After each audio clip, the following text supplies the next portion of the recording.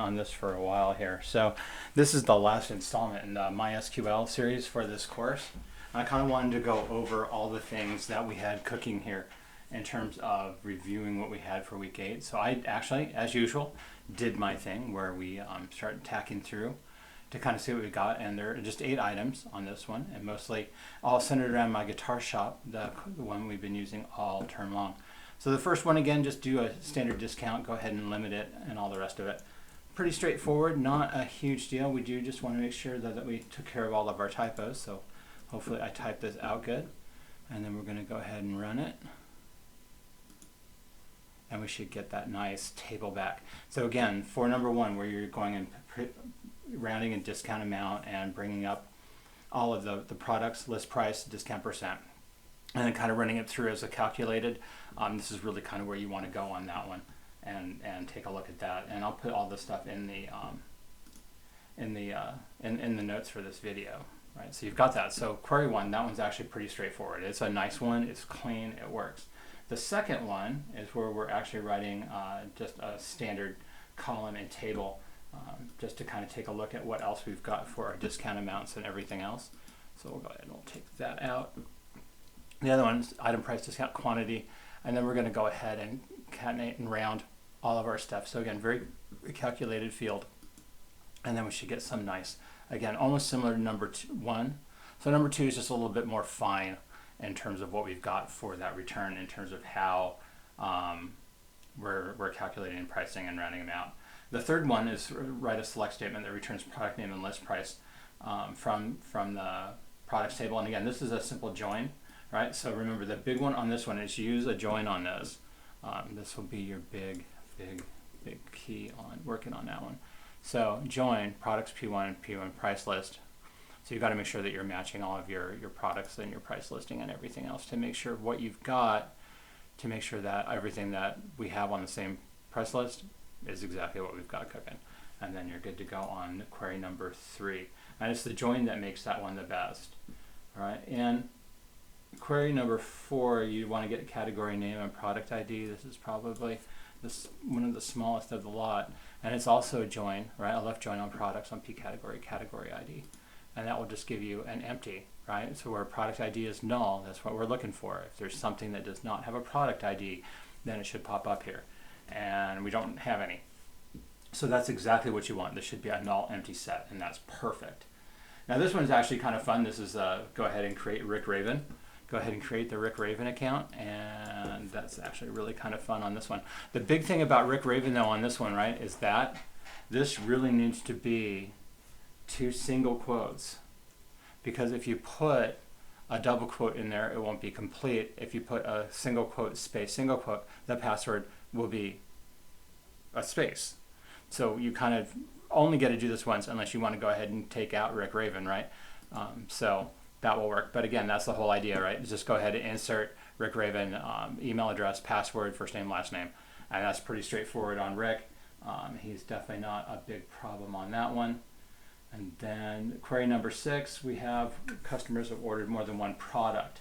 So we want to make sure that we know all of our customers who are repeat customers. And that's kind of interesting because repeat customers are fun, and we're going to want those in our company all the time. So select an email address, how many times that they've actually done an order based on that customer ID on the customer database and the customer table. Order items, orders, what they've all done, and everything else.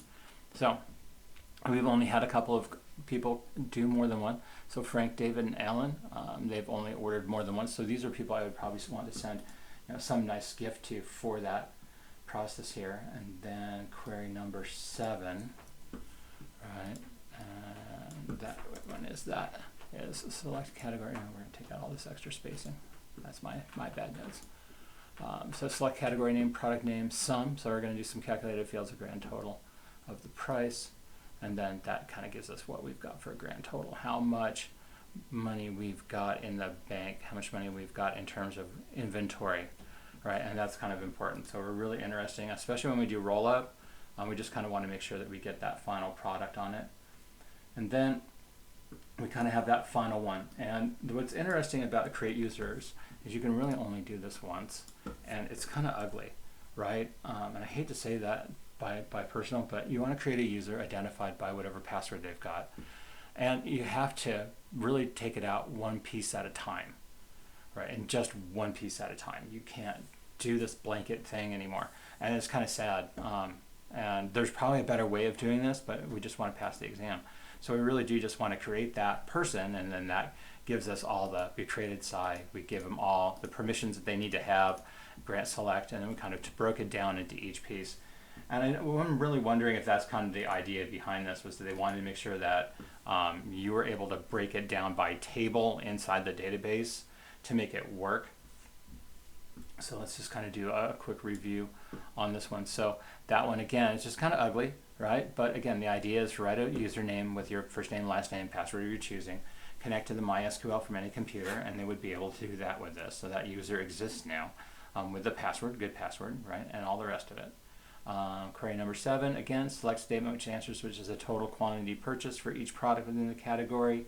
And that's that whole process where you're grouping it by and then rolling up. So good on number 7. Number 6, you're just basically going through and doing the select statement which customers have ordered more than one product. And that's pretty straightforward on how that all works. You just want to make sure that you've got a customers, and how many times they've ordered, right? How many times have they ordered? And the best way to do it was by email address in this instance. Rick Raven, just remember he's got to be 2 single quotes here, otherwise it will error out. And that's kind of the big one on that one, kind of a neat idea. Query number 4, select the statement that returns category and product ID where the product is null, where we just don't have a product ID number for our products. And this is a real common kind of thing that you would do inside of a database to make sure that there's no missing data from something that needs to have data missing, that needs to have that data in. And then number 3, write a select statement that returns the product name and left price columns.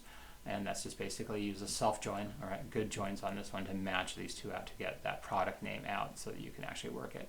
Where product ID is not equal to product ID. That's another really important section to take a look at. Then query number 2, where we're just basically doing a discount process, right? And that's just concatenating everything you need to do.